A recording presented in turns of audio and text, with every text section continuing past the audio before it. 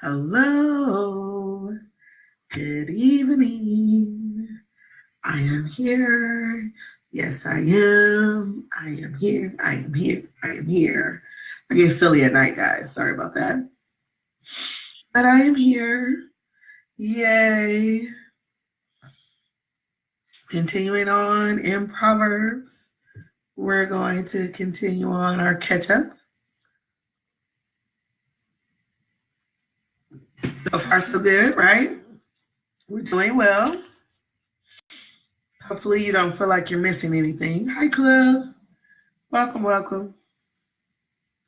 Hopefully, you don't feel like you're missing anything as we catch up. I'm trying to make sure that we still cover the basics and that you get a real good feel of the scriptures. Again, in Proverbs, we're not going to be reading every single one because if we did, we could be in Proverbs for the entire year. We definitely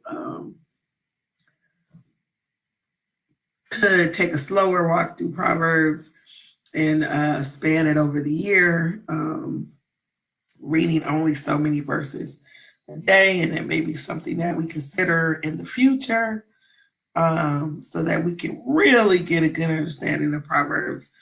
But for right now, we're just going to do an overview. Going to do an overview. So I'm going to give it about another minute and a half or so, and then we'll get started with Proverbs 8. We're going to do Proverbs 8 through 15, which is actually week 38. So we're quite a bit behind. That's okay. We're catching up. We're catching up quickly, guys. Blowing your mind how fast we're catching up.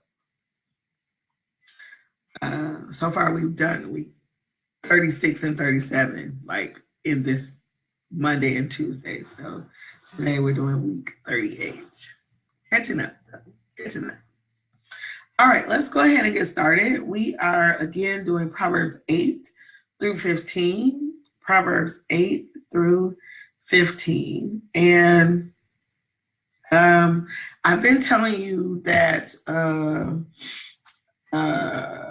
Proverbs is in the set of the book of poetry that we've been reading, Job, Psalms, and we're going to read Proverbs, and then it's Ecclesiastes and Song of Solomon. These are the 5 books of poetry that are in the Bible. There are the first 5 books of the Bible. Is called to some the Torah, to some the Pentateuch. We know that's Genesis, Exodus, Leviticus, Numbers, Deuteronomy.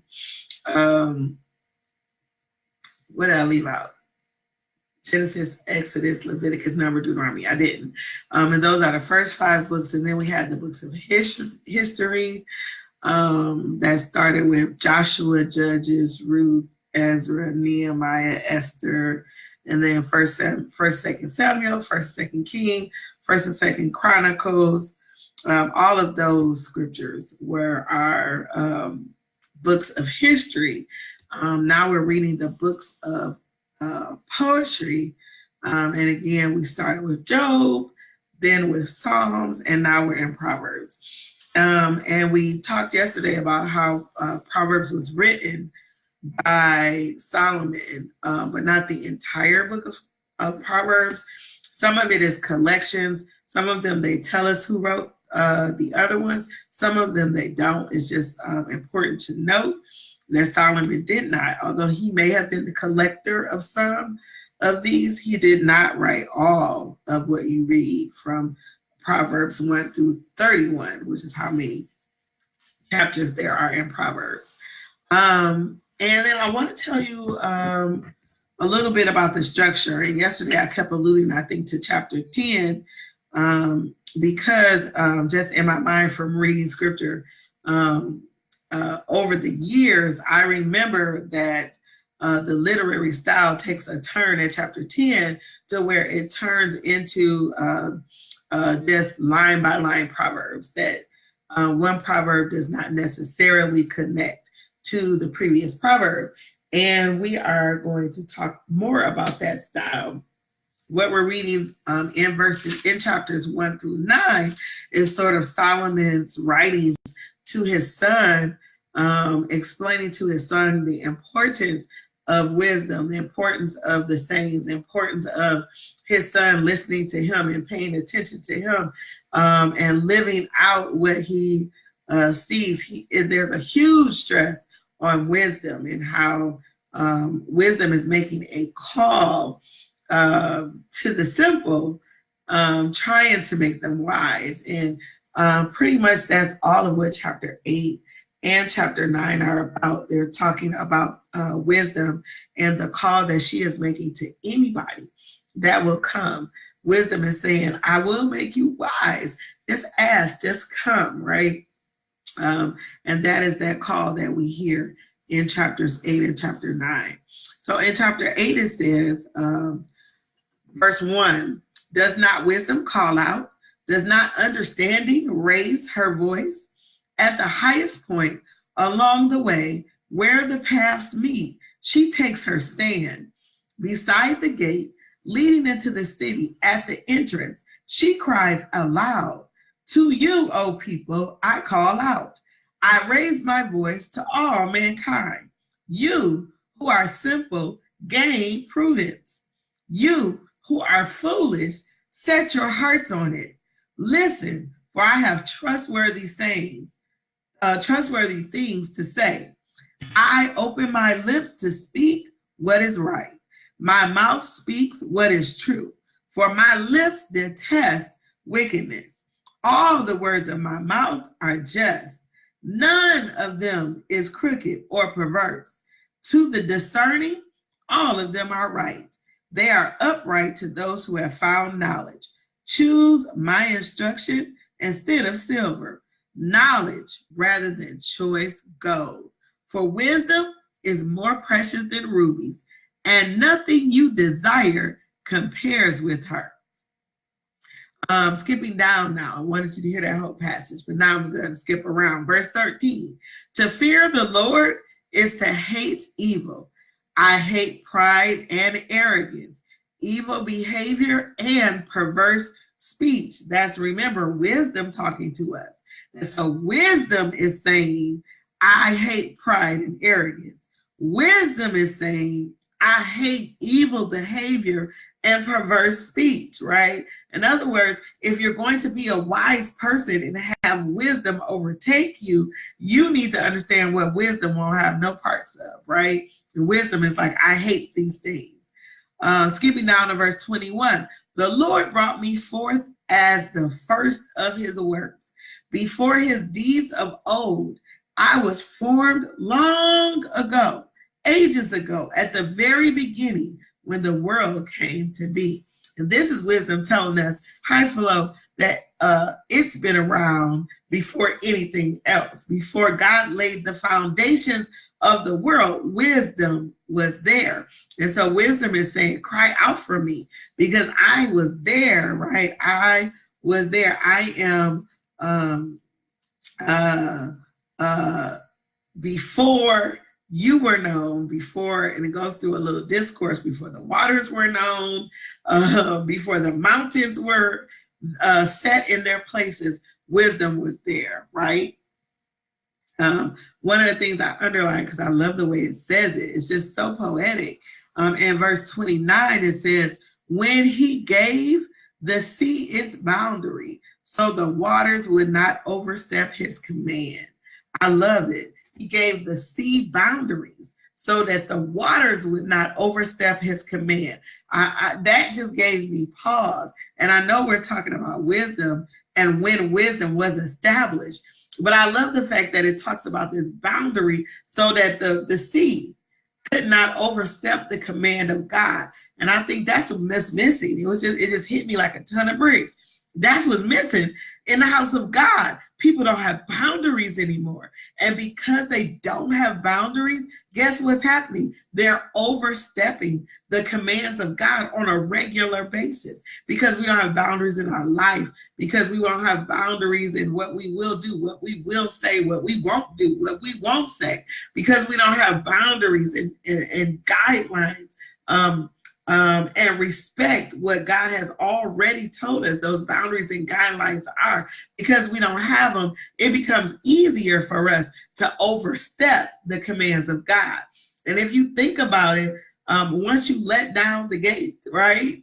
Once you step out a little bit, once you put your foot out there and say, oh, wait, maybe this is not so bad, then you let your guard down, right? And it becomes easier. You step out a little, and it becomes easier to step out a little more and a little more and a little more. And we talk about Jesus be a fence all around me every day, right? And we talk about that fence as protection so something won't come in. But we need to understand we need Jesus to be a fence so that we can have a boundary around us so that we won't step out past the commands of God. I'm telling you, Rhema word dropped in my spirit when I read verse 29. All right, let's skip down to verse 35. Still, we're talking about wisdom here. Wisdom says, for those who find me, find life and receive favor from the Lord. So if you want favor from the Lord, you got to find wisdom, right? Those who find me, find life and receive favor from the Lord. But those who fail to find me harm themselves. All who hate me love death. And again, that was chapter 8. When we go on to chapter 9, we have more of wisdom calling out in wisdom's call. Chapter 9, verse 1 says, wisdom has built her house. She has set up its 7 pillars. She has prepared her meat and mixed her wine. She has also set her table. She has sent out her servants, and she calls from the highest point of the city, let all who are simple come to my house. To those who have no sense, she says, come eat my food and drink the wine I have mixed. Leave your simple ways and you will live. Walk in the way of insight. And again, this is beautiful poetry, right? It's a lot of symmetry, simile, metaphors, everything happening all at once. It gives us a real picture. It's personifying wisdom as if wisdom was a person, right? So it's personifying wisdom and then walking through that personification with details, right, about wisdom that is hosting a dinner and cooking all this beautiful food and bringing out the best wine and saying, come to my house, right? That is the greatest symmetry. That basically means if you are looking for wisdom, right? Wisdom is there to welcome you, right? Wisdom is prepared to welcome you, right? But we have to be looking for wisdom. Go to verse 10. The fear of the Lord is the beginning of wisdom, and knowledge of the Holy One is understanding. And so we saw this scripture actually in previous scriptures that we read in the last video, that the beginning of the beginning of wisdom is fear.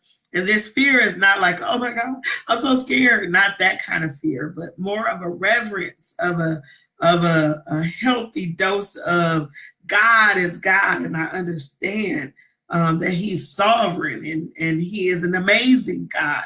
That kind of respectfulness that God is looking for. That's what we're talking about when we're speaking of fear.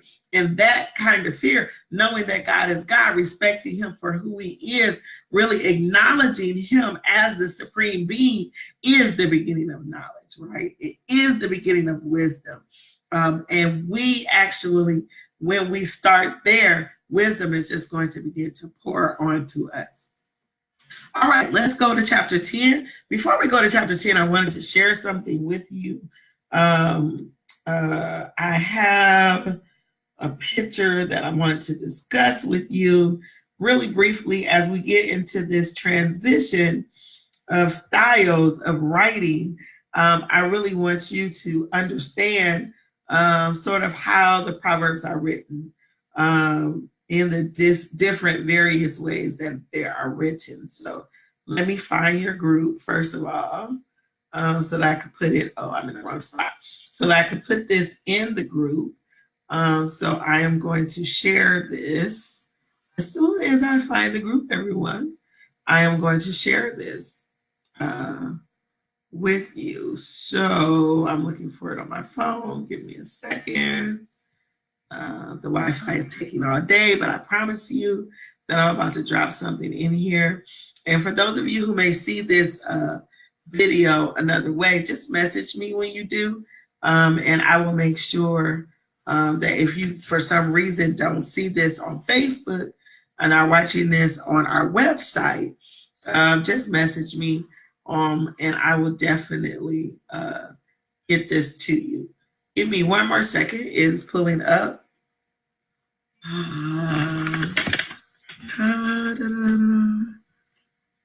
Give me 1 second. For some reason, asking for my login.